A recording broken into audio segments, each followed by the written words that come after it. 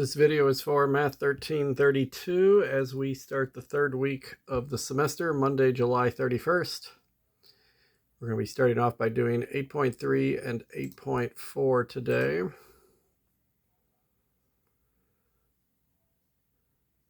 Okay, 1332.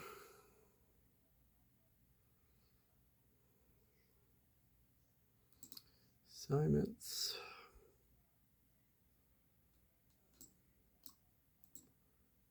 And 3.3, no, 8.3, there we go. 8.3, 8.4, we're doing simple interest and compound interest in these two sections. We don't do section 8.2, so don't have to worry about that. Okay, so first question.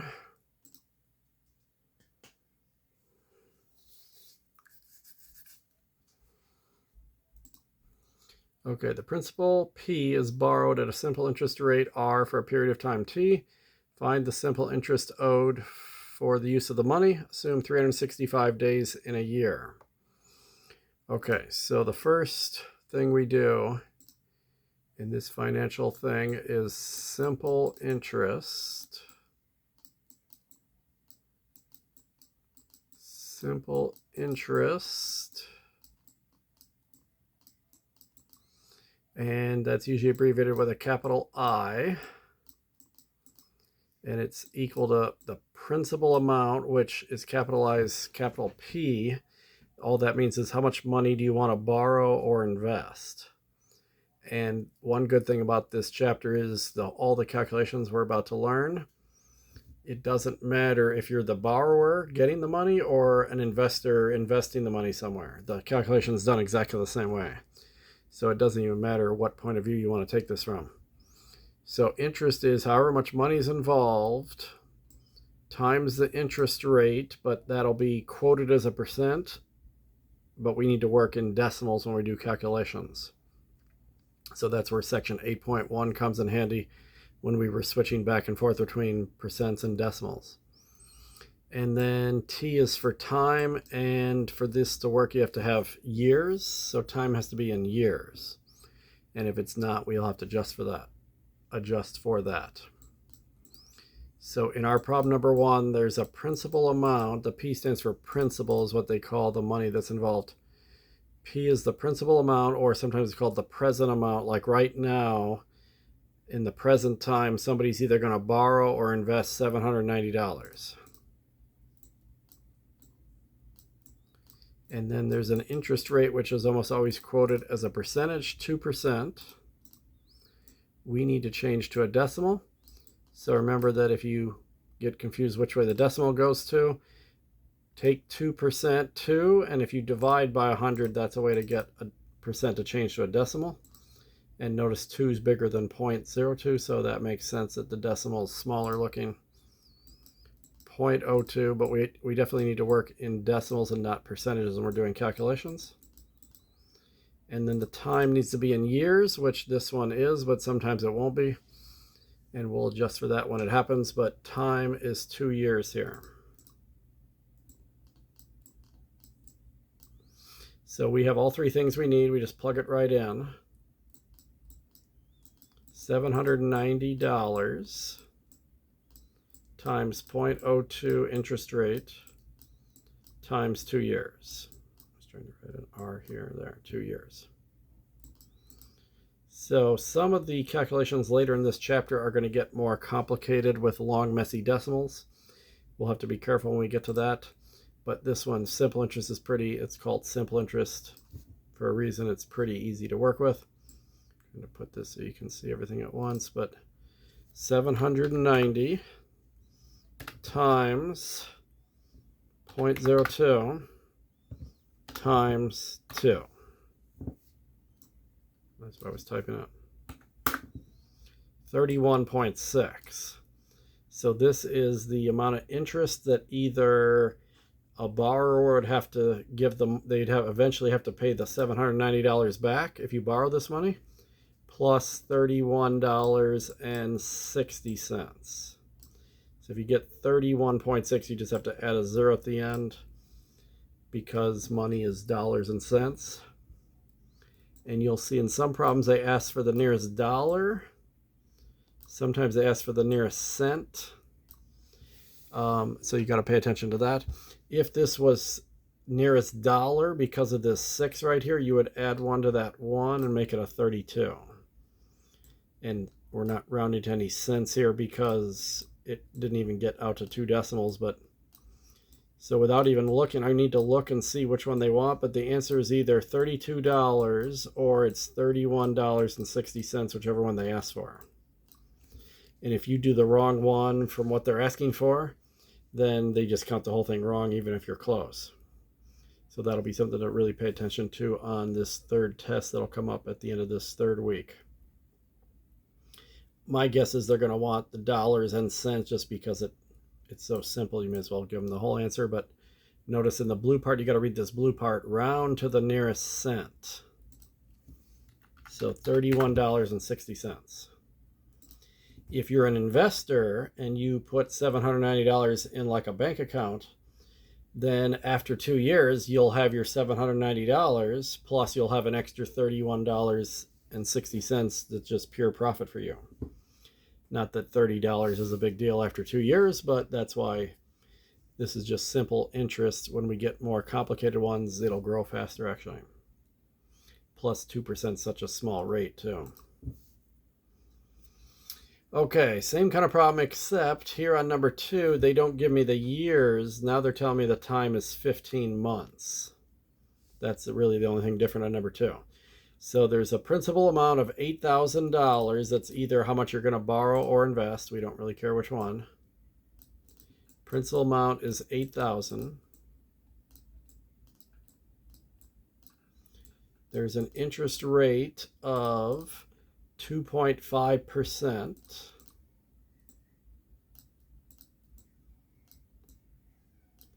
And if I change that to a decimal, it'll be 0.025 by moving the decimal over 2 to the left, or by taking 2.5 and dividing by 100. Any percent divided by 100 is the decimal version of it, 0.025. And if you mess that up, if you put 0.25 or if you use 2.5, then the whole answer is wrong, unfortunately. And then here's the one issue, is that times in 15 months, not years. 15 months. Okay, so formula-wise, same formula. Interest is the amount of principal times the rate times the time. So you start off by doing that just like problem number 1, 8,000 times 0.025, the decimal amount. And you are going to multiply by the 15 months. And then here's what you do if you get anything other than years for the units of time. If they give you months or days or weeks or what they call quarters, quarters, there's 4 quarters in a year. Sometimes they do semi-annually, which is twice a year. If it's anything other than years, you just have to take what you have at that point, and you take this last one and divide by how many of these units there are in a year. So most of us know that there's 12 months in a year, so you just have to remember to do that at the very end and divide by that. That's the only thing different. Otherwise, it works just like problem number 1. So I start off just like problem 1, 8,000 times 0.025. Whoops. Type that right. 025 times, and you still do times 15. If I pressed enter right now, this would be the answer if it was 15 years. But instead, I'm going to divide by 12. And it came out to exactly 250. So then there's no issue with rounding. Whether they say round to the dollar or the cent, the answer is just 250, so really there's no rounding going on. It does say round to the nearest cent, but if it comes out to the dollar amount, then you can just put the dollar amount in and it doesn't matter about the cents. You could put 250.00 if you want to emphasize that you're rounding to the cent, but they take either answer. So that was months. What if you get days, 30 days? See how it says assume 365 days in a year? Because actually there's not exactly 365 in a year. Okay, the principal amount is $16,000. Somebody's going to borrow or invest $16,000. The interest rate is 9%, which I'm going to change to a decimal and make that 0.09. Or if I wanted to check it here, 9 divided by 100 is 0.09. And then we only need the money for 30 days. So after 30 days, if we're the borrower, we have to pay back the $16,000 plus interest. So the interest is the principal times the rate times the time. 16,000 times 0.09 times 30 days. And since days is not years, then we have to divide by how many days are in a year. And most people associate 365 as the number of days in a year. It's actually about 365 and a quarter, which is why we have a leap year every 4 years, but they're never going to use that as the amount. Sometimes they'll, if you got to read the directions carefully, because sometimes they'll say assume 360 days, 360. So the default is 365 unless they say assume 360. They do that sometimes just because it's a nicer number to work with, actually. In fact, you may know from high school geometry that there's 360 degrees in a circle, and the reason they did that in geometry is because that's roughly how many days there are in a year, which they're just rounding it to a more convenient number, 360 instead of 365. And a lot of these financial formulas and calculations came from when Wall Street was born in the late 1800s, over 100 years ago. And back then, people didn't have handheld calculators anywhere. So all the calculations had to be done on paper and pencil. So it just became messy to divide by 365, and somebody said, let's just divide by 360. It's close enough, and it makes doing it by hand a lot easier than if you didn't have a calculator. So 16,000 times 0.09 times 30, and then since I don't have years, I have to divide by however many of those there are in a year. So divide by 365. Now notice there's a big messy answer here. So we're going to round probably to the cent. But if they say round to the nearest dollar, then the answer is either 118 or 119. Check the next digit. If the next digit's 5 or higher, then you add 1 to the 8, otherwise you don't. So the next digit's a 3. If they say round to the dollar, this answer would be 118. If they say round to the cent, then I'm either going to get 35 or 36 cents. I will get 36 because the next digit's 5 or higher. So 118.36 is what I'm guessing they're going to do. But I got to make sure I read it and make sure I don't just assume it and get it wrong because of that. They may want 118 only. So you got to always read this blue part. Do not round to the final answer, then round to the nearest cent. See, they did want cent here, but you'll see later they'll switch back and forth between cents and dollars later in this chapter. And it's easy to miss one just because you're not paying attention to that.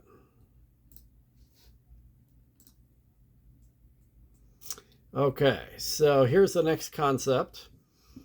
This looks like problem number 1 all over again, where I have a principal amount, an interest rate, and a time that's back in years. But they're not asking for the simple interest this time. Now they want the loan's future value A. Find the loan's future value A. So this is the second half of this, is whether you're the borrower or the investor, at this moment in time, in the present moment of time, somebody is giving somebody else $8,000.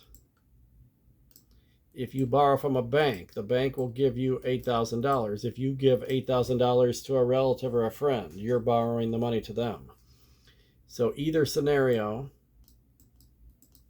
the interest rate is 3%, which as a decimal is 0.03. And then the time is, I think, 2 years. 2 years.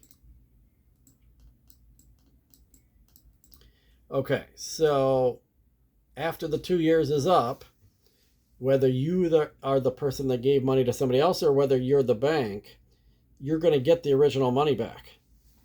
So the $8,000 goes back to the person that gave it away 2 years ago, or 2 years in the future from now. So if you borrow or invest, this $8,000 is going to come back, and then the interest gets added on. So that's a concept called future value, which for some reason they use the letter A for that, even though there's no A in the word future. In the future. So P is called principal, but it's sometimes called present value. So presently, right now, somebody's getting $8,000. And then 2 years from now, in the future, they have to give the $8,000 back plus interest. So that's how you find future value. Future value is the present amount, the principal amount or present amount, plus the interest. And since we know that interest has its own formula of PRT, we could do that too if you want to write it this way. And usually when there's multiple ways to write the formula, I like the one with the most variables in it because that lets you know where to plug everything in. So I'm going to work with this one right here, even though this is equivalent. Same concept. So if you want interest, you're only doing the PRT part, but if you want future value, you do that first, and then you add that back to the original amount. So I'm going to take this $8,000. We have to give that back after 2 years. And then I'm going to calculate the interest like we did on the first 3 problems. Take the 8,000. Whoops, I lost the 0 there. And then multiply by R, 0.03. Multiply by 2 years, and since that's years, I don't need to divide by anything. So these problems aren't too much harder than the first 3, which hopefully you found the first 3 to be pretty easy. So you do what you did on the first 3 problems. 8,000 times 0.03 times 2. There's $480 exactly of interest owed. But you also have to give the original money back too. So that's future value. If you add the original money back into the interest, that gives you how much, if you're the investor, this is how much your money will be worth 2 years from now. So you can put 8,000 in a savings account or a money market or borrow it to a friend, and then they're basically paying for the use of the money for 2 years. And then after 2 years, you get $8,480. So you get your $8,000 back plus basically $500 in free money almost. So that's the future value, 8480. And there's no rounding here, so it doesn't matter if they ask for dollars or cents. It's going to be the same answer either way. There's no decimal in your calculation. It does say round to the nearest cent. I'll just show you, since I showed you before, that if it asks for the cent, but it comes out to the dollar, you don't need to put the cent, but you can put the cents if you want to. I can put 0.00 at the end of this. And again, you don't have to, but you can if it is 0. Now, if there's a decimal part to the answer and they ask for the cents, then you have to put it. Then it'll be wrong if you don't. But if it comes out to the exact dollar, then you don't have to put the cents if you don't want to. Okay, 5's the same as 4, except it's not in years. So just like when we went from problem 1 to problem 2, very similar concept here. Somebody is borrowing or investing $9,000 right now in the present time. That's why it's called P, present value or principal amount. This interest rate is 2.5%. And they're going to use the money for 8 months. 8 months from now in the future, they have to pay back the $9,000 plus interest. So the future value A is the present amount plus the PRT interest. So you write the 9,000 twice.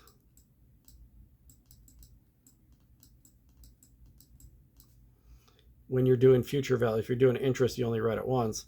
And then you got to change this to a decimal point, 0.025.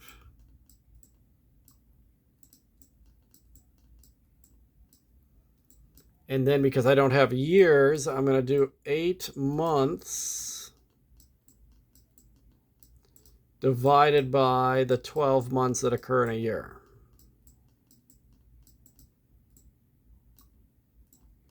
And leave this 9,000 alone for a minute. Go after the plus. Unless you have a really fancy calculator, you often have to do this a little slower. And what I look for is any parts of the formula where there's no addition or subtraction. If you try to do addition and subtraction at the same time multiplication and division are happening, it's going to mess up unless you have a really fancy calculator. So do all the stuff where there's no plus or minus yet. 9,000 times 0.025 times 8 divided by 12. I can do all that at once because there's no plus or minus mixed in. So there's exactly $150 in interest. And then they got to pay the $9,000 back too. So whoever is receiving the money back 8 months from now, they're going to get $9,150. And it came out exactly, so it doesn't matter if they say dollars or cents, integer or decimal, it won't matter. If it comes out exactly only. Okay, so now what's going to happen in the next few problems is you're still working with the same formula. There isn't any other formulas really for this whole section 8.3. Just two main formulas, which they're related to each other anyway. The first formula is the interest formula, I equals PRT, and then the A equals P plus interest. You're going to be working with these the whole section. But what's going to happen now is take this second formula right there. Usually you know all the numbers for all the stuff on the right side of the equation. And you find the answer normally. But now they're going to make you start doing some calculations and some solving. And what's going to happen is one of the other three variables is going to be the unknown instead of the answer being the unknown. So the P can be the unknown, the R can be the unknown, or the T can be the unknown. But you can only have one unknown in a problem. They have to tell you all the other variables' numbers. So we know the present value is $6,000 on number 6. Present value is 6,000. That one gets written twice.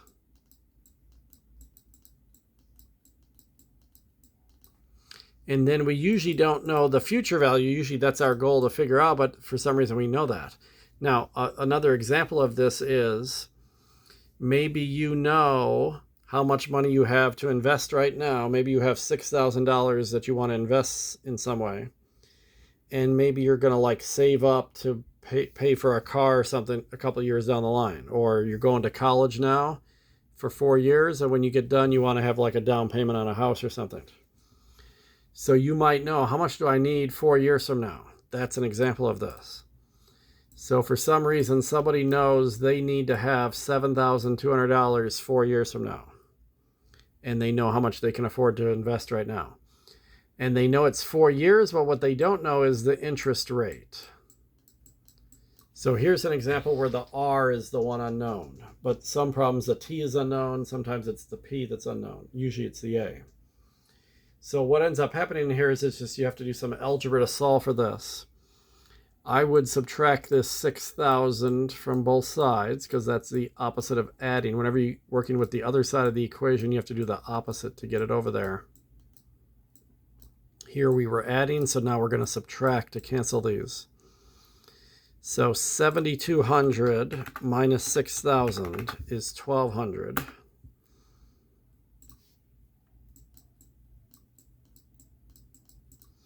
I can't do anything about this R, but I could multiply the 6,000 and the 4 together, which is 24,000, and then you just leave the R there. And because this is 24,000 times R, the way you get rid of it is to do the opposite and divide by 24,000. And remember that interest rates are decimals when we're doing calculations, so we should get a decimal answer here. 1,200 divided by 24,000. And see how it came out to exactly 0.05. And we always have decimals for the interest rate when we're working with our calculations. But if they quote you the interest rate or they want the answer for it, then you change to a percentage. So I'm pretty sure they're going to make me change this back to a percentage, which is 5%. So you never work with percents in the calculations, but either if it's quoted to you or if you're getting it as an answer, they're going to want it as a percentage. And see how they got the percent symbol waiting here? And it does say round to the 10th, but I don't have any rounding going on if it comes out exactly. It could have been a long decimal. It didn't have to be 0.05. It could have been 0.04963 and a really long decimal. And we'll probably see one of those eventually. Then I would have to pay attention to this rounding part. But if answers ever come out exactly, then the rounding doesn't matter. Okay, very similar problem. The only difference is it has months instead of years. So I've got a present amount of 2,300. So future value in simple interest is the present value plus the interest, which is PRT. So if P is 2,300, I'm going to write that twice. Again, we don't know the interest rate. That's the one unknown here. There can only be one unknown. The future value is going to turn out to be 2753 for whatever reason. 2753. Now, future value is always larger than present value because nobody would invest or borrow if they would get less money back. So that makes sense that the 2700 is bigger than the 2300. And then the time is in months, 3 months. So just like on the other problems, if you're not in years, you just have to divide by how many times that happens in a year. There's 12 months in a year.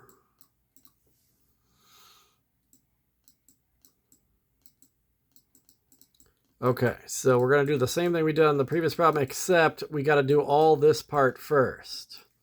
Remember that you can't do anything with this R. But again, I'm going after the plus. Everything after the plus, there's no addition or subtraction. So I can multiply and divide all these other numbers.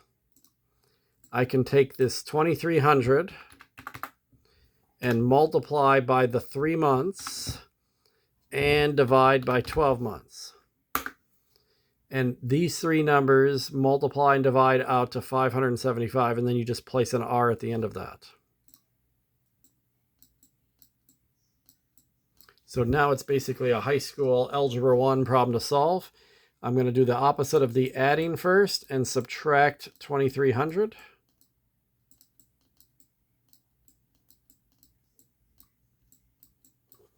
So this should be 453.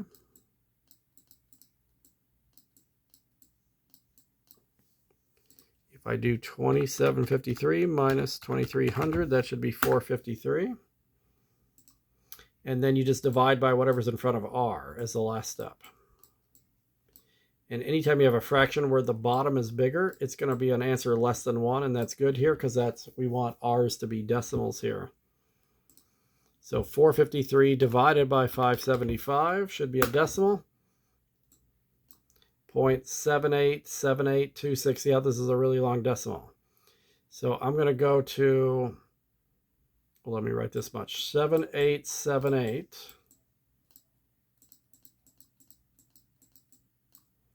Now, since it's a really long decimal, now the rounding part matters. I got to check what they want.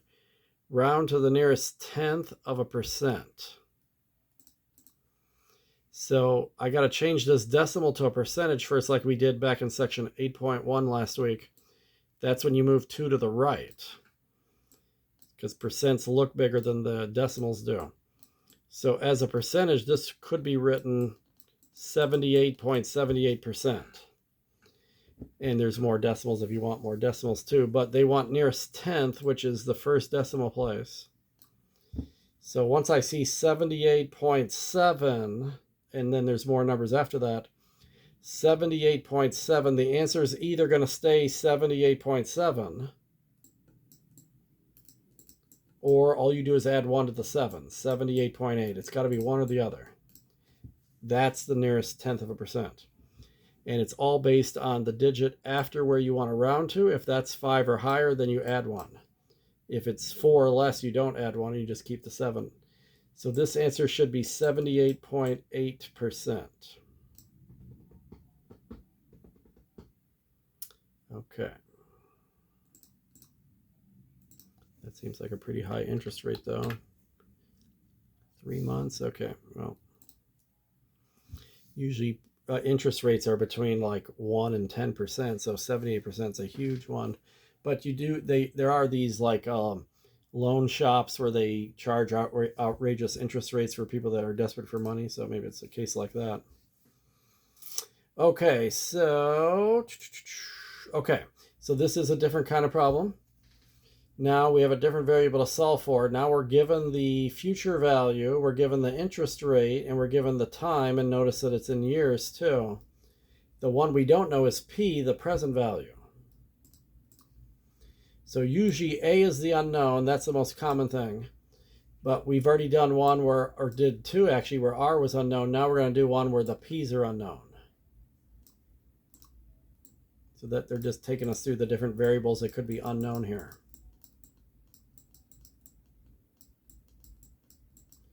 So the future value is $6,000, that's A. We don't know P. The interest rate is 2.5%. We've seen that a few times already today, that's 0.025 as a decimal. And then the time here is in years, 4 years. If it was in months or days, I would convert it by dividing, but I don't have to divide anything here because it's already in years. So it turns out this is solved differently because of how you have two variables here. All you can do at this point is multiply these two together that I'm circling.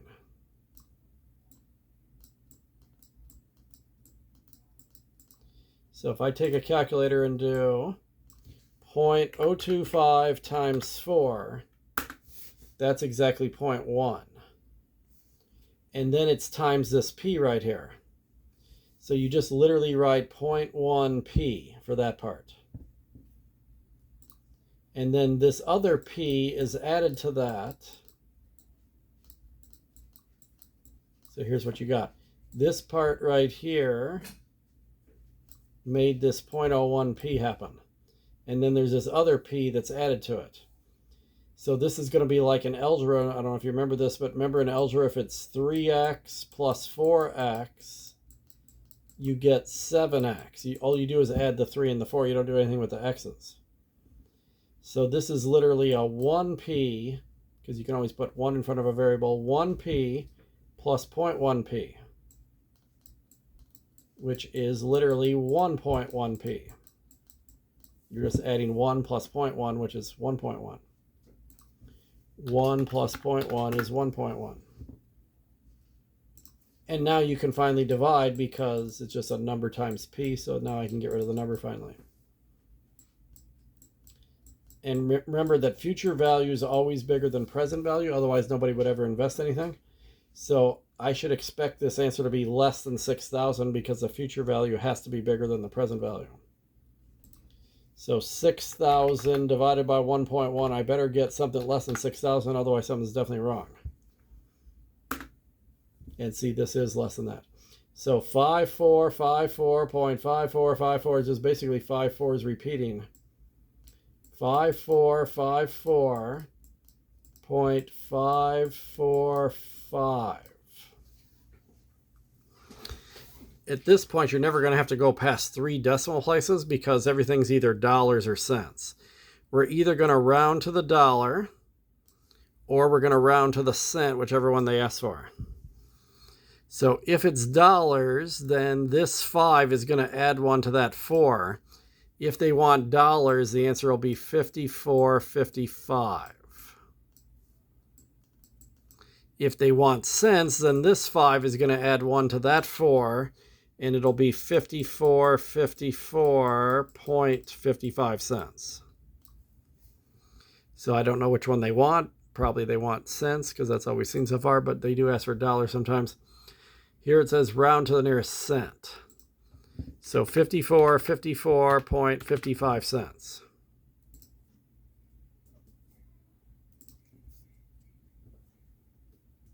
This is the same kind of problem, except it's given me months instead of years, so I'll just have to divide like we've done on the other problems. So future value is present value plus interest. Interest is PRT. We're not going to know the P's again. So the future value is $2,000. The interest rate is 1.45%. 1.45% as a decimal is when you divide by 100 is 0.0145, or you're just moving the decimal 2 to the left. 0.145. So now we're starting to get a little bit more complicated interest rates. Don't round that either. Use the whole thing. And then 6 months. 6 months. So I have to divide by 12 months since there's 12 months in a year.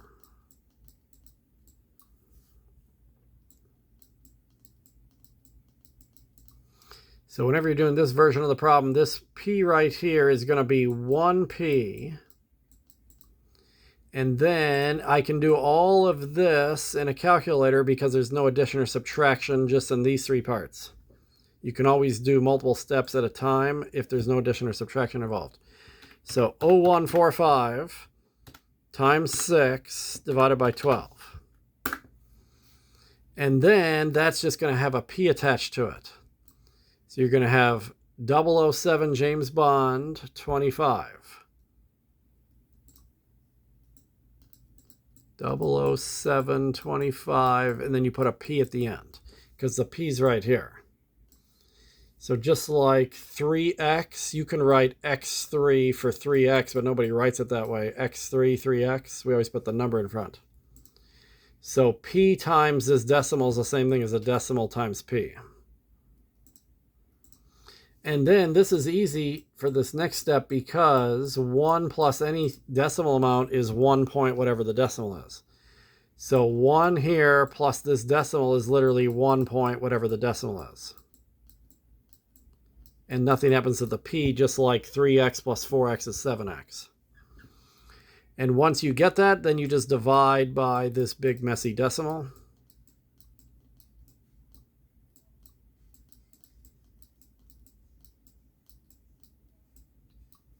So boom, boom.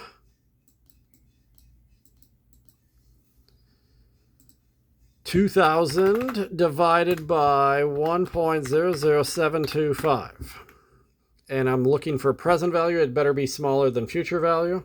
So I should get an answer less than 2,000. That's good. 1985.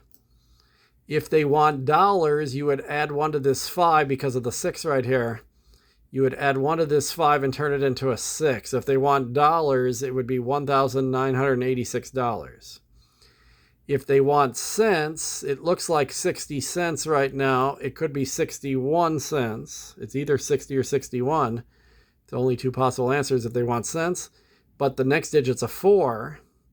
So then you don't add 1 and you just keep it 60. So 1985 and 60 cents. I'm assuming they want cents because that's what they've done in every problem here. But I know in future parts of the chapter they are going to switch more commonly to dollars. But yeah, still says nearest cent, 1985 and 60 cents. Whoops. Present value, 2,000, 1.45, 6 months.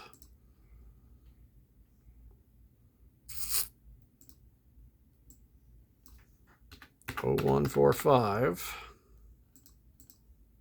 0145 times 6 divided by 12, 725 plus 1, 1.00725. Is that what I had? 1.00725. Okay, let's try that again. 725. Yeah, something's weird going on. Okay, so... Oh, okay, round up. That's kind of weird because you normally wouldn't do that, but for some reason they want me to round up, even though I normally wouldn't round up. But that's kind of strange. And they're counting it wrong if I don't, huh? That's weird. But you got to always read the blue part. So, see, I fell victim to that myself just there. It didn't say round to the nearest cent. That's what they normally say. Then the answer should have been 60 cents. And I don't know why they're rounding up when you normally wouldn't round up this. Normally, if this is 4 or less, you don't round up. So, but it's only because the directions say round up. They literally said that there. See how this just says round to? And all these other ones were saying that. Although this one said round up, but I ended up rounding that one up anyway. If it just says round to, then you don't automatically round up. But apparently if they put round up, then you're definitely going to go up one even if you normally wouldn't. Okay, so now we got a situation here. In order to start a small business, a student takes out a simple interest loan of $3,000 for 3 months at an interest rate of 8.25%. How much interest must the student pay, and find the future value of the loan? So one issue here in these last couple of problems is they're not going to label for you which number goes with which variable like they have in the last 9 problems. So some students have trouble with these because they don't know this 3,000, or these two maybe are obvious, but some students get confused on the 3,000. They don't know, is that the future value or is that the present value? Especially when we get to the further parts of this chapter where their formulas get more complicated. But if they're asking me to find the future value, then this can't be it. And if you take out a loan, you get the money right then when you take the loan. So this 3,000, even though they don't say it, this 3,000 is a present or principal amount. But that's what's different on number 10 is you're supposed to be able to figure that out, which variable this 3,000 goes for. The 3 months is clearly the time. And the percentage is always the interest rate, 8.25. And they did word that backwards to see maybe they might confuse somebody, but that's usually not hard to tell which one's the rate and which one's the time. So change this to a decimal, it'll be 0.825. And this is kind of like problems 1, 2, and 3. First, part A is like problems 1, 2, and 3. All they want on part A is the interest amount. PRT only. So do 3,000 times 0.825 times 3 months divided by 12 months. I have to divide by 12 months because I wasn't given years. And there's no addition or subtraction here, so it's the whole thing at once. 3,000 times 0.825 times 3 divided by 12. So this student would have to pay back $61.88. If we're going to do cents, there's a 5 here. So add 1 to this 7 to make it 88. $61.88. So now it doesn't matter if they say round to or round up. It's the same either way because I had to round up since there was a 5 here. And it does say round to, not round up, but I'm going to round up because of the 5. So 61.88. And now the future value, which you can't do that without doing the interest anyway. The future value is the present value plus the interest. Here's a case where I would use the easier formula, the shorter formula. Remember when I was talking about that, how you can use either one of these two? If I know interest because they forced me to do part A, then I may as well just do that. That goes right here. So it's 3,000 plus 61.88, which is $3,061.88.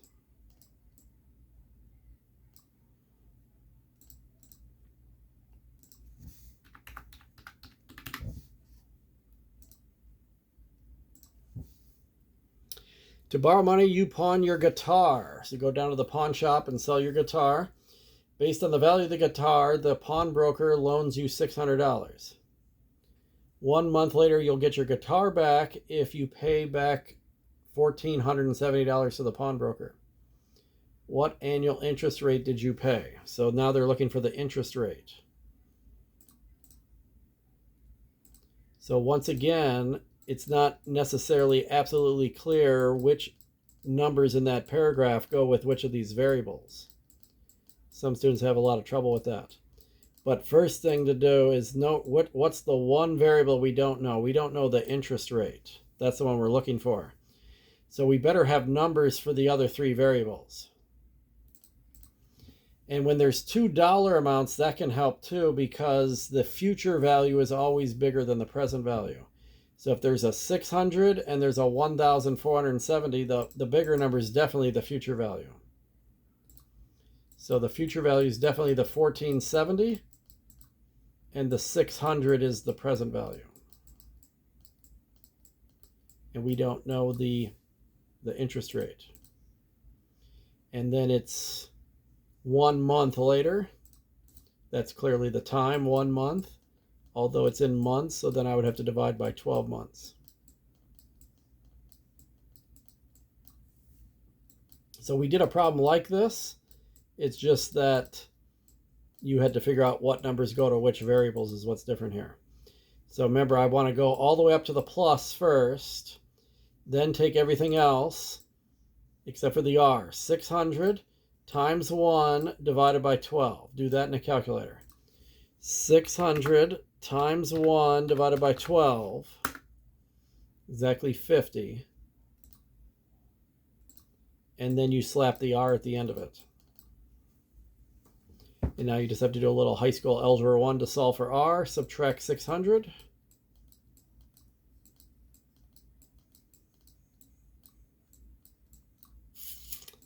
$1,470 minus 600 is $870.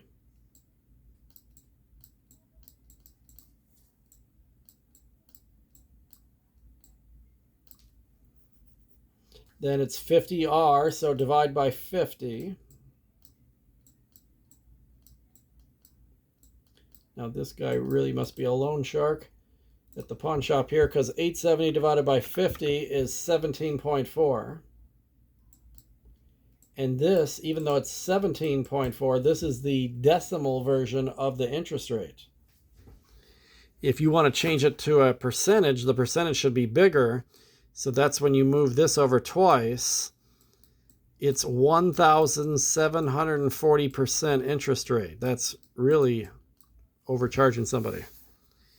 So this person would really be desperate to get this kind of money and pay that much money back a month later. You're paying more than double back from what you borrowed. So yeah, that's an outrageous interest rate, 1740. Now, it's a coincidence that this 1740 looks like the 1470. That's just a coincidence. Although you would probably never know that was going to happen anyway. But interest rates are usually 10% or less. Now on credit cards, they can go to like 20%. And some of these loan sharks charge 30, 40, 50%. But 1,700%, that's an outrageous amount of interest. Okay, last problem in this section. A bank offers a CD that pays a simple interest rate of 2.5%. So now we know the interest rate. How much must you put in this CD now? See, how much must you do now? Now is the present time. In order to have $5,000 for a graduation trip 6 years from now. So you want to have the $5,000 6 years from now. That's in the future. So that's why you have to read these and know which variable gets which number. But hopefully this one's pretty clear.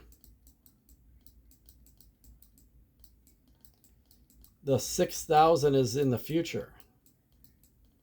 How much must you invest now? That's the present amount. That's the one we don't know. Well, I messed up. That was 5,000. It was 6 years. Okay. So 2.5% is 0.25. And it's 6 years. And notice that's a year, so I don't have to divide by anything. And this should have been 5,000, not 6,000. So 5,000. This is the kind of problem where you have 1p plus some decimal p. So just multiply these two together. 0.25 times 6 is 0.15. And you just slide the p to the back. So then you can add 1 plus 0.15 and get 1.15.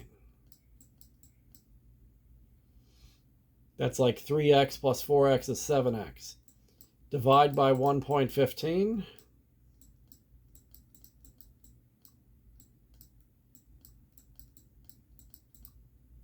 5,000 divided by 1 point, whoops, I hit times.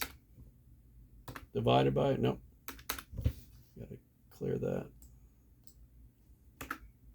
Okay, try that again. 5,000 divided by 1.15.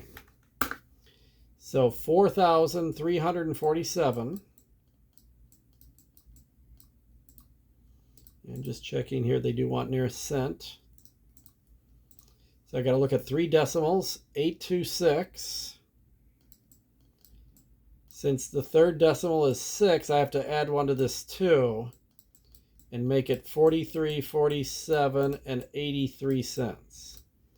And that'll be this answer, whether they say round to or round up, because mine's high enough to round up anyway. So 4347.83. It does say round up, so I was going to put 83 even if that 6 wasn't large enough to add 1 to it. Okay, we got 100% on section 8.3, which is covering simple interest. So that's a little easier to understand. It turns out most real scenarios don't use simple interest anymore. Now that we have computers and calculators, and just for people to make money with, they use something called compound interest in most real applications. So if you actually go to a bank, banks don't do simple interest, they do compound interest. So the difference is simple interest is calculated once per year. Compound interest is calculated more often than that. Like every 6 months or every 3 months or every month or every week or every day. There's even one where you do it continuously every moment in time. Okay, so much of this section 8.4 is similar, and it's going to sound similar at the beginning, but just the way you calculate is done a little differently. So there's a principal amount of $9,000. The interest rate is 5%. The time is 5 years. That's like the other section. But there's this new thing, how often are you compounding your interest? And let me see, what do they want first? Yeah, okay. So in this section, it actually goes a little backwards compared to the previous one, in that you don't calculate the interest first and then give them the future value. After that, you often calculate the future value first, and then you figure out the interest after that. So the future value in compound interest equals the present value. That part's the same as the other section. But instead of adding interest, you end up multiplying instead. That's what makes it grow faster. So what gets multiplied is 1 plus, and then you do the interest rate, R, and it gets divided by the number of times per year that you calculate this, which is called N. And then it even has an exponent where the N gets repeated, and then you have the time up in the exponent. So you can just write this formula down somewhere and you'll have it then for your homework and tests, but that's the difference in the formula. So in my problem, I have $9,000 principal or present value. Somebody's going to borrow or invest $9,000. There's always this 1 plus that's part of it. The interest rate was 5%. So I need to put 0.05 for that. Okay, then this is the compounded part. Compounded annually. Compounded annually. Annually is once a year. So then n is 1, and you put the 1 twice. And then this says 5 years.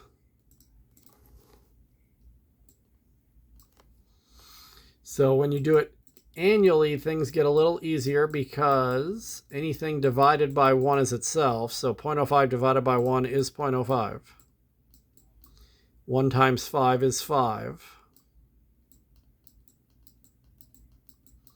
And this is always nice. 1 plus a decimal is literally 1 point, whatever the decimal is. Okay, now here's where it depends how good your calculator is. This is why it's recommended to get some kind of scientific calculator, because it can get painful if you don't have an exponent button. If you don't have an exponent button, you could literally do 1.05 times 1.05 5 different times. So there's 2, 3, 4, 5. That's what this 1.05 to the 5th power is. And then I multiply by 9,000. So the 9,000 is how much you borrow now. This will be worth $11,486.53 5 years from now. So if this exponent isn't too large, then you can do that if you want to, but it gets painful if the exponent gets higher. An easier way is if you have 1.05 and this button right here, see how it has x to the y? That's a way to do exponents in one shot instead of 5 shots. So I can hit this, and then it raises it to the 5th power. And then if I multiply by 9,000, I get the same answer. Just, whoops, I put one too many zeros there. Get the same answer much quicker. So it's your choice on how to do that depending on what calculator you have, but if you have an exponent button, that helps a lot. Round to the nearest hundredth. Hundredth is 2 decimals, and that's because that's what dollars and cents are about. So 11,486.53. And I got to read this carefully, I guess. Round 2 or round up. This one says round 2, so then you don't add 1. Don't add 1 if there's a 4 or less here, if it says round 2. But apparently if it says round up, then you would add 1 and make that 54 cents.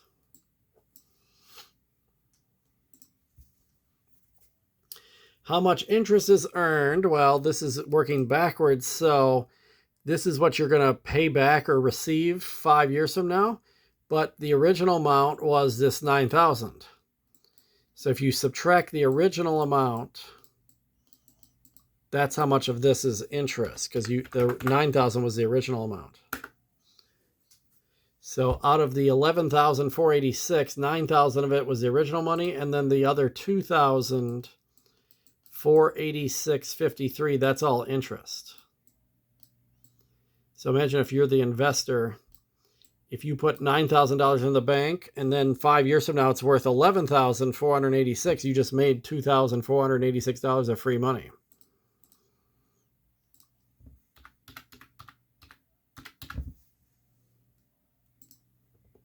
So in these problems, you do the future value first, and whatever you get for an answer, you just subtract the original amount to get the interest. Since you're doing it backwards, you're subtracting instead of adding. Okay, so that's how this section mostly goes. That's the main problem in this section. But now what's going to happen is they're going to compound at different amounts. Instead of annually, they're going to do semi-annually, or maybe monthly or quarterly or daily. So we're going to see different examples where that's the only thing different. So number 2, and while I'm thinking about it, let's do our magic word of the day. And I haven't thought of a theme for this week, but what I'm thinking of right now is this whole chapter is financial, so why don't we do something financially? And we'll do, for the first day here, Monday, July 31st. The magic word of the day is money. Show me the money. So send me an email for Monday, July 31st. Magic word of the day is money. Okay, so what if you invest or borrow $6,000 right now in the present time? What if the interest rate is 4%? 0.04 is a decimal. And if you do it semi-annually is twice a year. And then we're going to do this for 3 years. It's off screen, but it's 3 years right here at the end. This is the exact same problem as 1, except there's a 2 here instead of a 1. So dividing by 2 isn't too bad, at least. Divided by 1 is the best because you don't have to really divide anything, but 0.04 divided by 2, you just have to do that first. 0.04 divided by 2 is 0.02.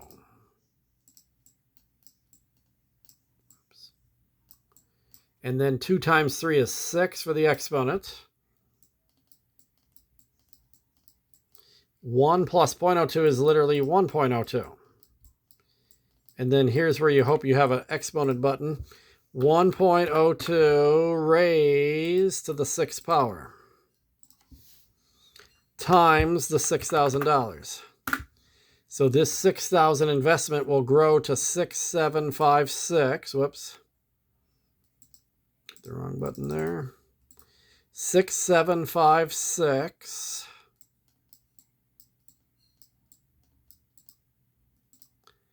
And then if it says round 2, the nearest cent, I'm not going to add 1 to this 7. I'll just leave it 97 cents.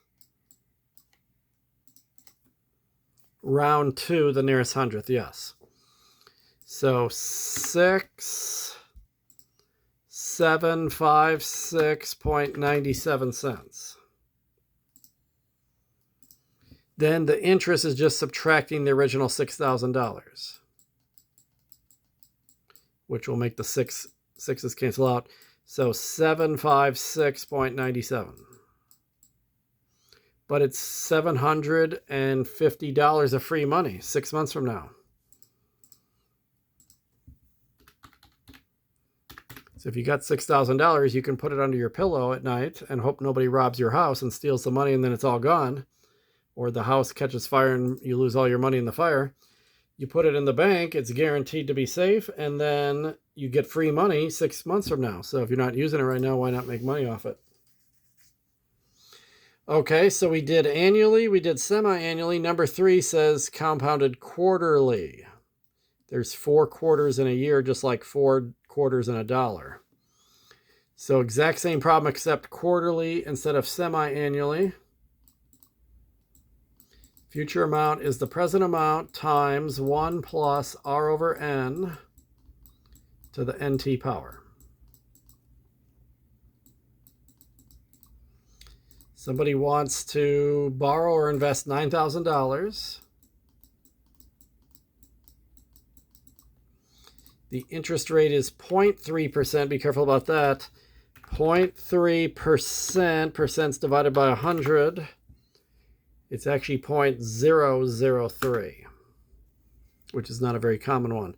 003. Not 03, but 003. Quarterly is when n is 4. We've seen 1, 2, and 4 so far. And then it says 4 years, a little bit off screen, but trust me that it says 4 years. Okay, as this n gets larger, then the decimal start getting messier, although I don't think this is too bad if you divide by 4. But yeah, see how it's getting messier to work with. 00075, don't round that. 00075.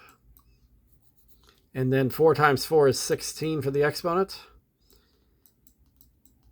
So now you're going to have 9,000 times 1.00075 to the 16th power. So this would be very painful if you didn't have an exponent button, if you had to type 1.00075 times 1.00075 16 different times. You could do it, it just might take 10 minutes. But 1.00075 raised to the 16th power, I can do it in one shot instead of 16 shots. Times 9,000. So this will grow. The interest rate's very low. That's why it's not growing very much. But $9,108.60. Definitely we're going to make this 61. Whether they say round to or round up, we're going to round up anyway. This 9 is high enough to add 1 to this 0, so it's going to be 61 cents. Whoops. I need a decimal there, but... So 9108 nearest cent, round to the nearest cent, and 61 cents. And if you subtract 9,000, the original amount, then it's $108.61 in interest.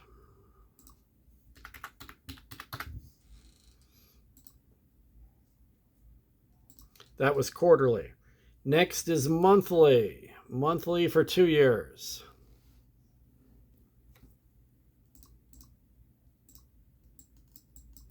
So future value is present value times 1 plus r over n to the nt power. Let's borrow or invest $4,000.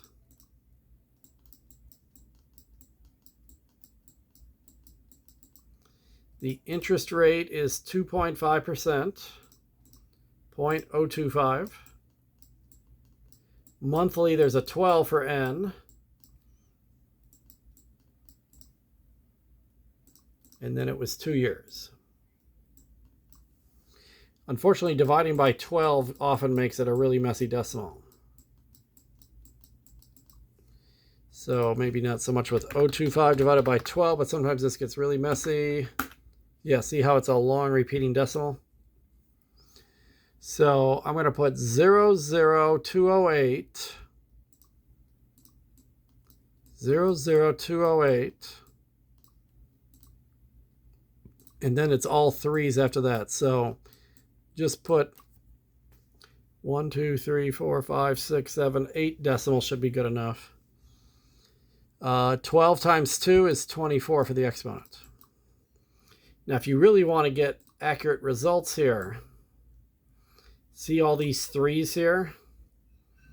Instead of me rounding it even to just 3 of the threes, that sometimes is enough to throw the answer off a little, I can just leave this on the screen and hit +1 for the parenthesis part here where the +1 is. And that way I'm not even rounding anything. It's 1.002083333 repeating. Raise that to the 24th power, and then multiply by the 4,000. And that way I didn't have to round anything.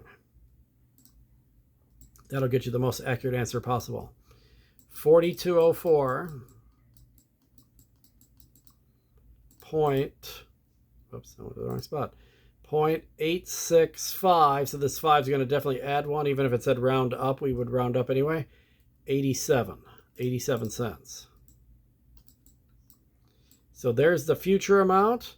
Then if you subtract the original 4,000, you'll get the interest, which will just knock the 4 off the front of it. So the interest will be 204.87. $200 of free money. So the future value is 4204.87. And then the 204.87 is the interest.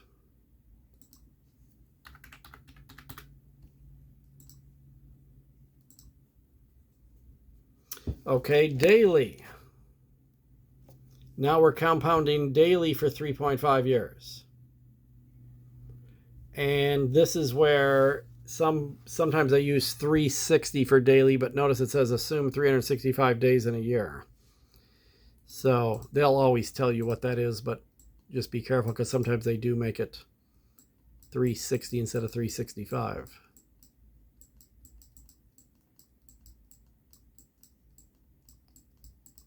Okay, so we're going to borrow or invest $4,500.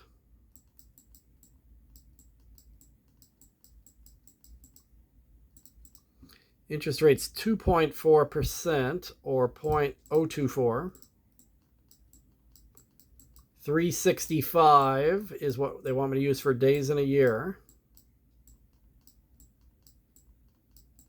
And then we're doing this for 3.5 years, 3.5 years.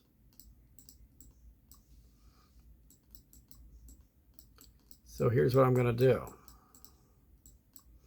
Okay, so I'm going to do the exponent first. 365 times 3.5. It's okay if it has a decimal in it. 1277.5.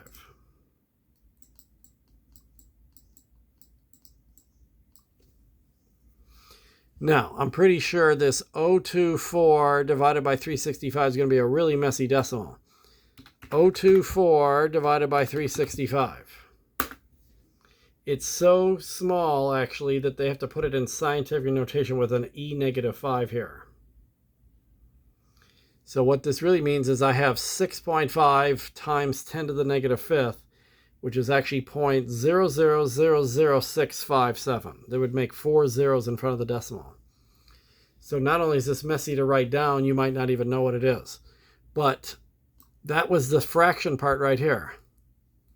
All I have to do is add 1 to it, and that way I don't have to round anything or write it down. Just plus 1 on your calculator screen, and it'll do it correctly. 1.0000657.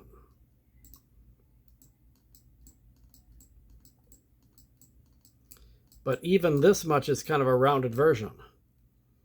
So notice I'm not going to use that. I'm going to use this whole decimal by just hitting the exponent button raised to the 1277.5 power, which would be almost impossible to do without an exponent button. And now times the 4,500 initial investment. So now your investment is worth $48.94. And it says round to the nearest cent. So there's a 316. The 6 is going to add 1 to this 1 and make it 32 cents. So there's the future amount, 4894.32. If you subtract 4,500, you'll get the interest, which should be 394.32. So 48.94 and 32 cents.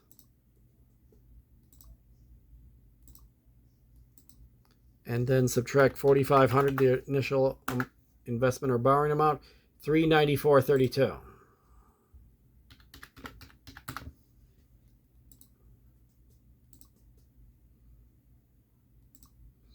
Okay, so we've done 5 of the 10 problems so far.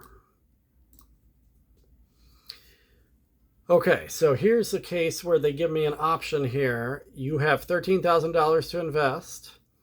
Which of the two rates would yield the larger amount in 2 years? You have a choice between 4.05 compounded monthly or 4% compounded continuously, which you don't even know how to do that yet, but so let's do the part you know how to do. Future value is present value times 1 plus r over n to the nt power.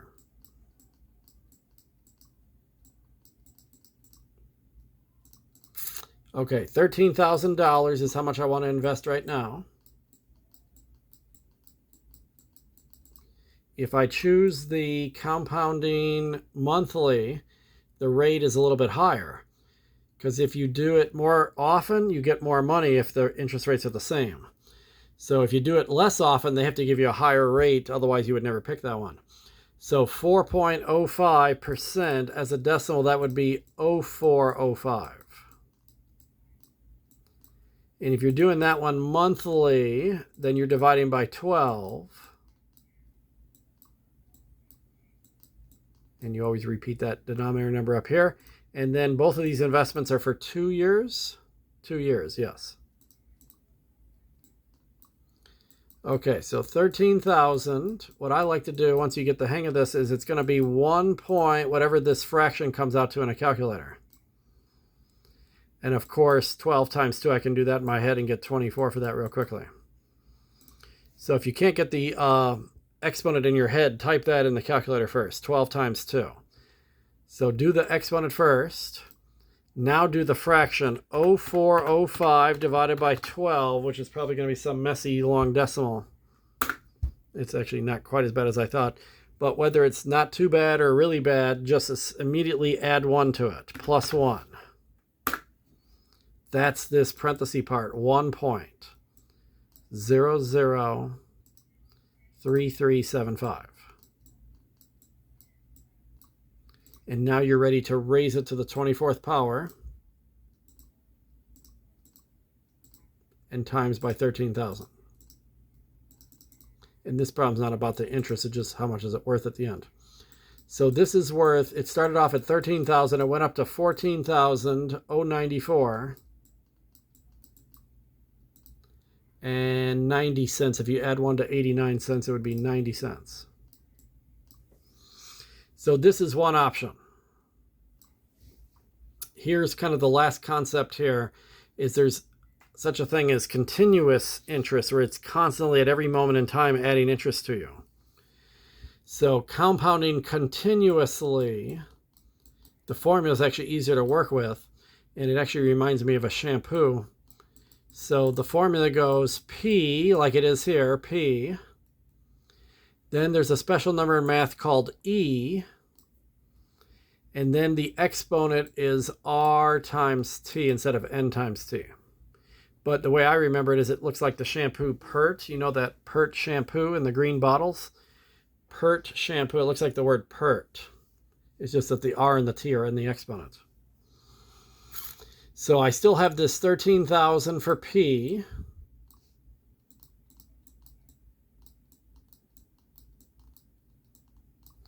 The interest rate is still... Oh, actually, it's different. The interest rate is 4% if you're going to do this continuously.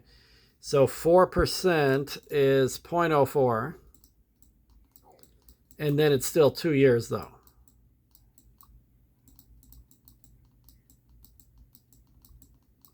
.04 times 2 is actually 0.08.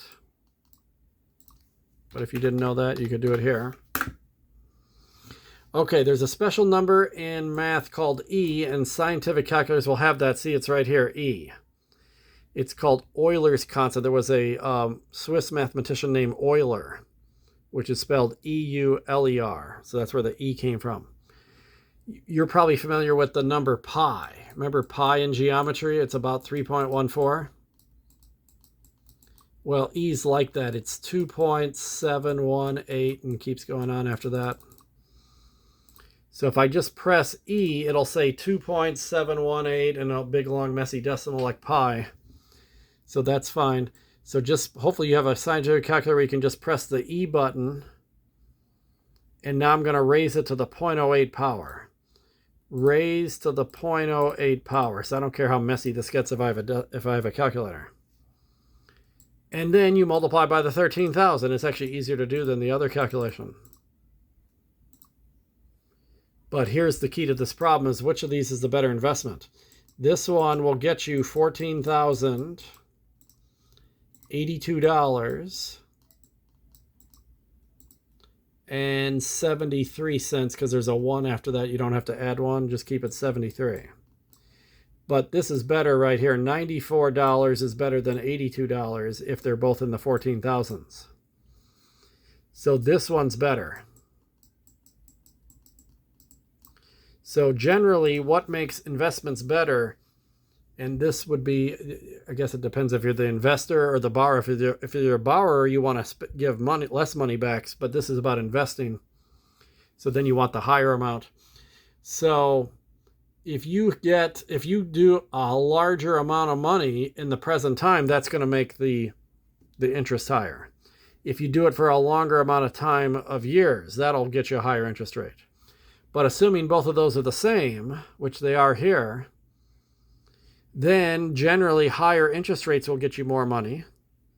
But if you do it more often, like if I do it monthly versus quarterly, monthly is better than quarterly because you get interest calculated more often. So continuously is better than monthly in terms of the number of times, but since the monthly had the higher interest rate, that ended up being the right answer. So in general, you can't just tell which one of these is better right off the top of your head, because each one, half of each one is better. It's better to have 4.05, but it's better to be continuous. So then this is what they do. This is how banks can maybe trick you into taking an offer that's not as good for you.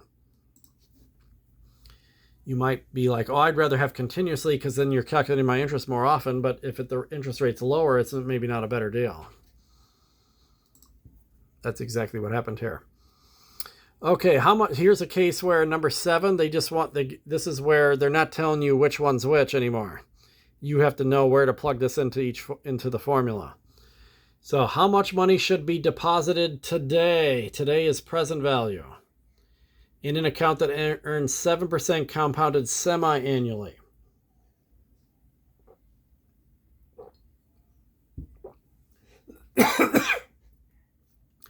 So there's only 2 formulas in this section, just like there was in the previous section. And by far, this one is used on almost every problem. The only time you use this is literally if it says continuously. So that's very rare in this section. So that's another thing. You could use the wrong formula here too. But so this says compounded semi-annually. That's not continuously. So as soon as I read that in number 7, I know to use the main formula of P times 1 plus R over N to the NT power. And this is a kind of a working backwards problem where the unknown can be anything inside the formula itself. So we're trying to find P, the present value. The interest is 7% compounded semi-annually, and we want it to accumulate to $8,000 in 3 years. So that's the future value. 3 years from now, we want it to be 8,000. That's the A. That's the future value. We normally look for that answer, but here they're giving me the answer. I need to figure out P, how much should I put in the bank today so it'll grow to 8,000 3 years from now. The interest rate was 7%, so that's 0.07. Semi-annually is when N is 2. And we're doing this for 3 years? Yeah, 3 years. See, we know everything except the P. There should always be only one unknown in any formula. Usually the answer is the unknown, but it can be any of these other variables inside the formula too. So this is going to be 1 point something, and clearly 2 times 3 is 6 for the exponent. So I can do 0.07 divided by 2 for the fraction part, which is 0.35. And then that's this part right here. 1 plus a decimal is literally 1 point whatever the decimal is. So that's 1.035. Raised to the 6th power, so I can use my exponent button. Raised to the 6th power. Now that's a big messy decimal, but here's a way to do this. So I have P times 1.2292, but it's a big, long, messy decimal, and if I round it off just so I can write it down, that can throw the answer off a little bit. But I would like to divide by it.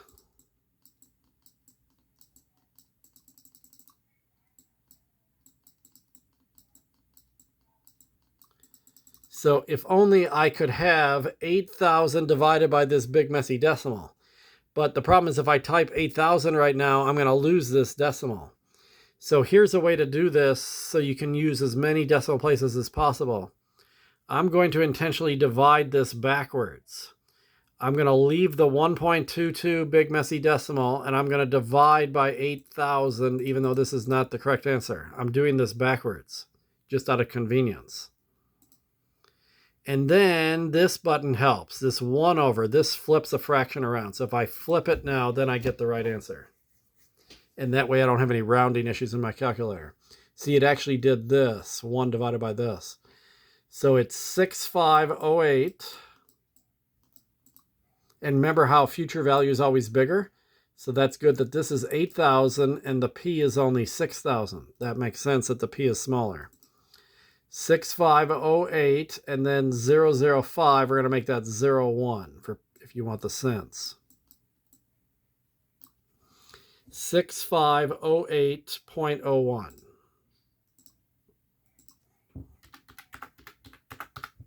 Although it says round up, but I rounded up already, so no issue there. Okay, an account has a rate of 4.3%. There's the interest rate. Find the effective annual yield if the interest is compounded semi-annually. Okay, effective annual yield. Now see this, click the icon for finance formulas. This is right here. It's the same formula except there's no A and P involved. It's just they put Y for annual yield. And there's no P in front is really the big difference. But you still have the 1 plus R over N. NT, there is no T either because it's based on 1 year. And then you minus 1 at the very end.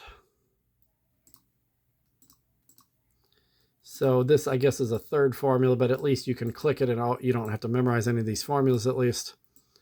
So Y equals, it looks like the other formula except it's missing the P in front. And then you don't put NT just because T is automatically 1 year on these problems.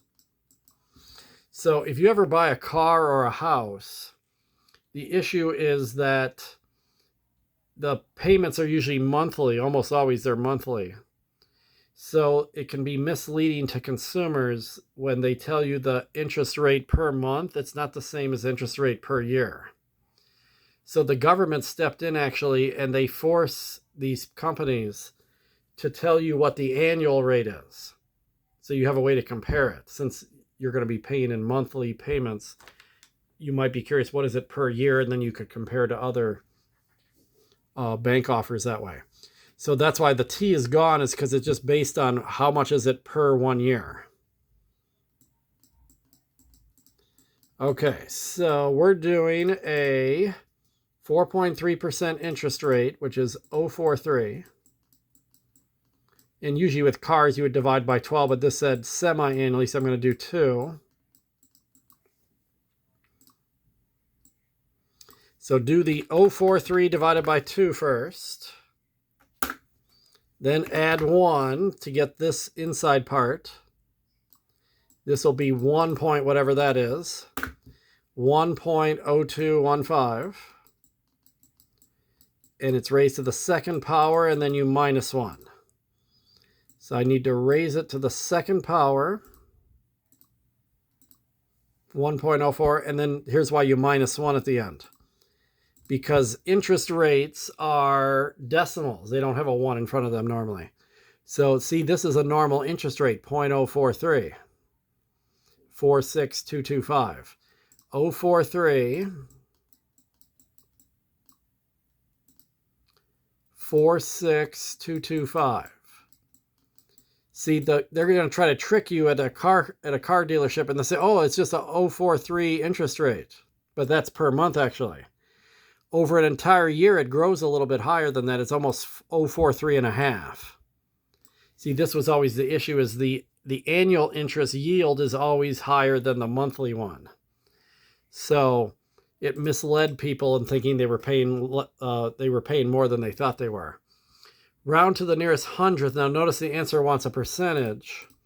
So now I got to move this decimal over twice and get it 4.346225% first.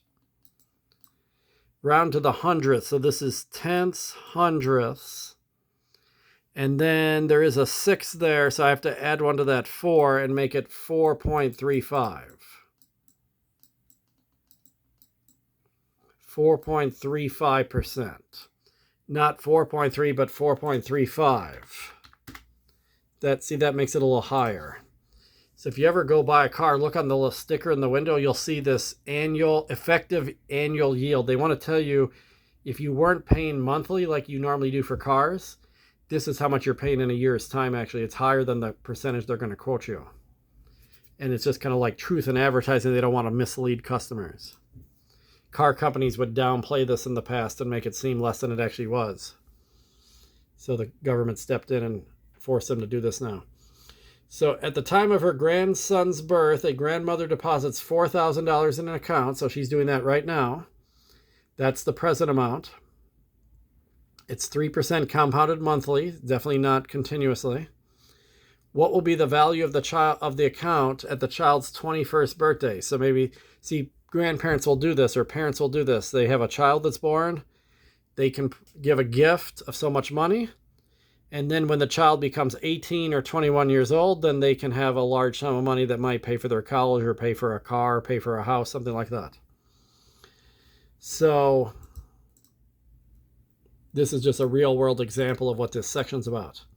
But it did not say annual effective yield. That's a very special case. There was one problem in the whole section about that.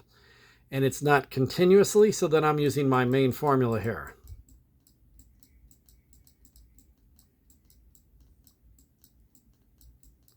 And we're looking for the future amount, so we don't know A. The grandmother is depositing $4,000 right now today. That's the present amount. She's getting a 3% compounded monthly rate. Monthly, not continuously. 3% monthly, that's 0.03 divided by 12. And then you put the 12 in the exponent. And then it's 21 years until this child is an adult, and they'll get a very large sum of money actually on their 21st birthday.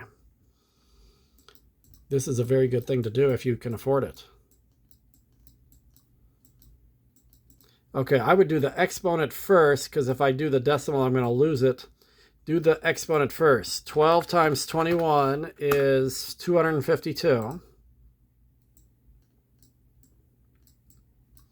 Now do the fraction second.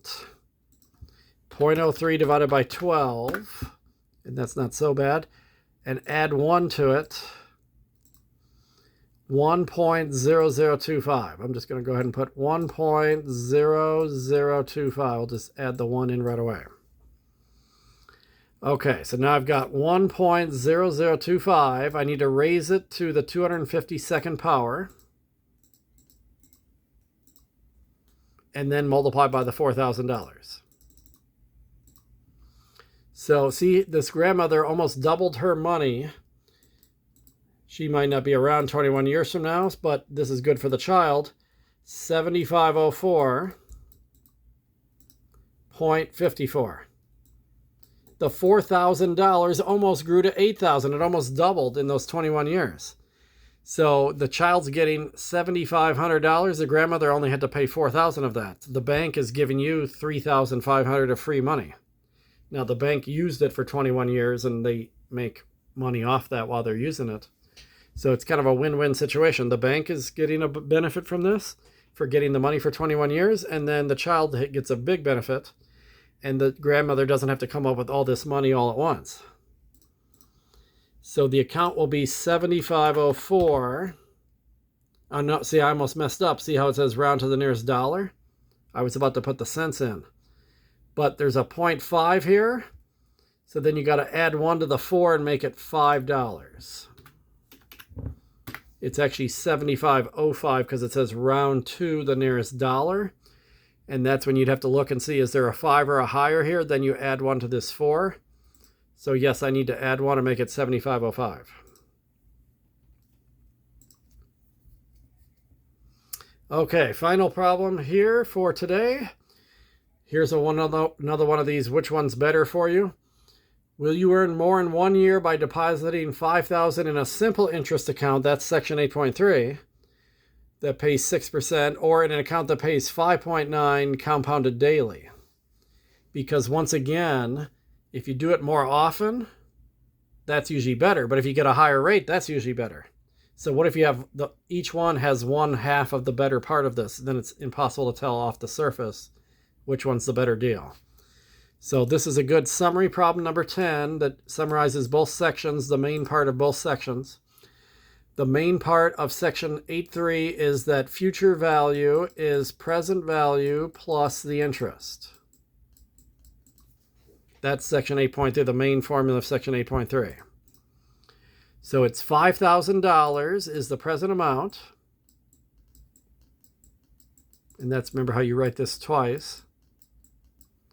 The interest rate is 6%, 0.06. And we're only doing this for 1 year, so times 1.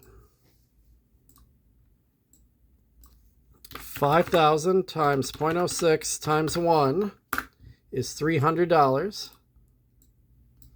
So you're investing $5,000 and you're getting $300 in interest. After 1 year, you now have $5,300. You just made yourself $300 of free money. But what if I do the compounding formula? P times 1 plus R over N to the NT. This is the section 8.4 formula, main formula. Generally, compounding is going to be better than simple interest if everything else is the same.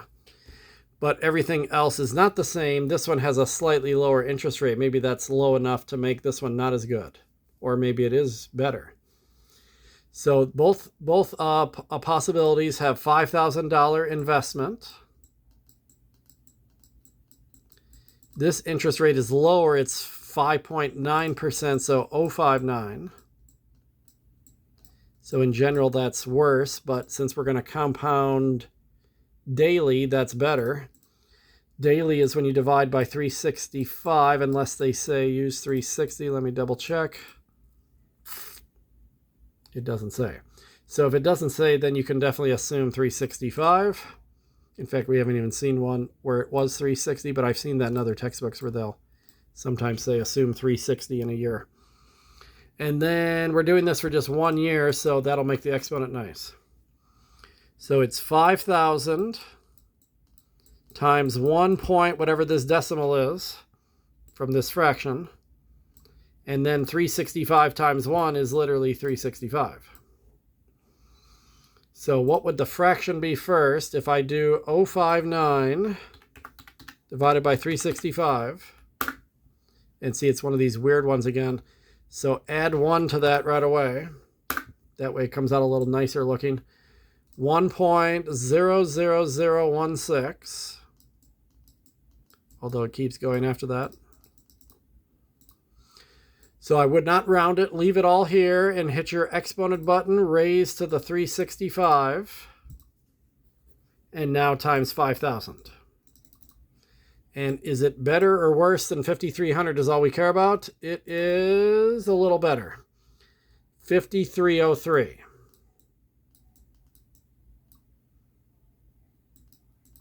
5,303 and 85 cents, 0.85. So it gets you extra $3. So it's not a big deal, but it was slightly better to take a lower interest rate, which is normally worse for you. Taking a lower interest rate was a little better because compounding daily is better than doing it with simple interest. How much more? Okay, so if we subtract these two answers, and I got to check, do they want cents or dollars? Nearest dollar. Okay, so let's forget the 85 cents and make this $4. 5,304 versus 5,300. This one is $4 higher. So if you do the compound interest, that will get you $4 more than the simple interest. Now, maybe it's not a big deal to, after a year, to get $4 extra. So that's not the best example maybe to look at, but often if you do this, it could be a significant difference from one versus the other. So now I have 100 on section 8.4. I'll save this and go back to the assignments. And now both 8.3 and 8.4, they are both hundreds. So we've got the first 2 out of 8 assignments this week are complete. For Monday, July 31st, Tuesday, August 1st, we're going to be doing 8.5 and 8.6. annuities and cars. Wednesday is homes and credit cards. See, these are all realistic things that affect most of us. And then on Thursday, we'll also start chapter 11 and do what are called counting principles. So that's it for Monday, July 31st.